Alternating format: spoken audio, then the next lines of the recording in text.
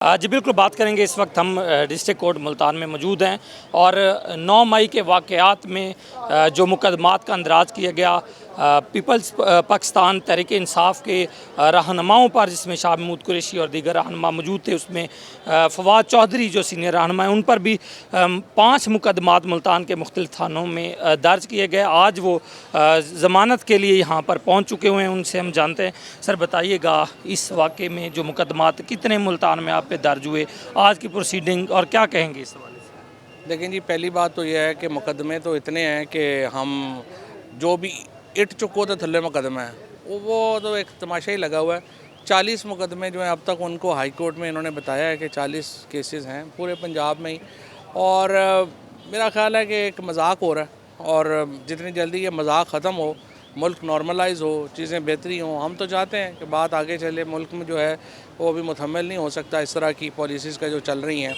और आप देख लें जिस तरह के मुकदमात हैं यहाँ मुल्तान में, अब 9 महीने के बाद पता नहीं यहाँ पे, मुझे तो ये भी नहीं पता प्रोटेस्ट कहाँ हुआ क्या नहीं हुआ। कहते हैं जी वो उसमें भी आप शामिल थे। और एक बिल्कुल मैं समझता हूँ कि पूरी दुनिया मजाक उड़ा रही है जिस तरह से पाकिस्तान में प्रोसीडिंग्स चल रही हैं।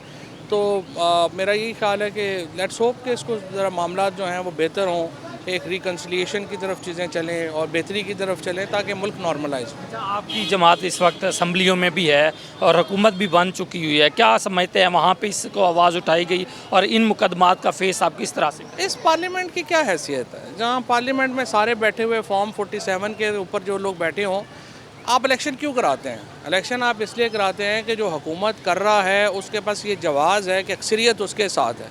जब एक बार वो मॉरल अथॉरिटी ख़त्म हो जाएगी तो फिर उस हुकूमत क्या होगी? इसलिए ये जो हुकूमत है ये तो एक पेपर पे गवर्नमेंट है, पेपर के ऊपर हुकूमत है। जब भी मुल्क ने नॉर्मलाइज होना है, जब भी मुल्क ने अपने आइन और कानून की तरफ वापस आना है, मुल्क में नए इलेक्शन होने हैं और इलेक्शंस के बाद जो अवाम मुंतखब करेंगे वो हुकूमत होगी। मौजूदा हुकूमत तो दिन पूरे कर रही है।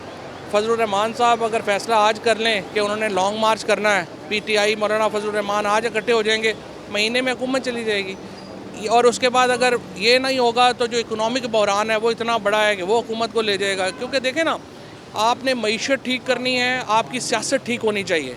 इतनी ख़राब सियासत के साथ तो मईशत ठीक नहीं हो सकती।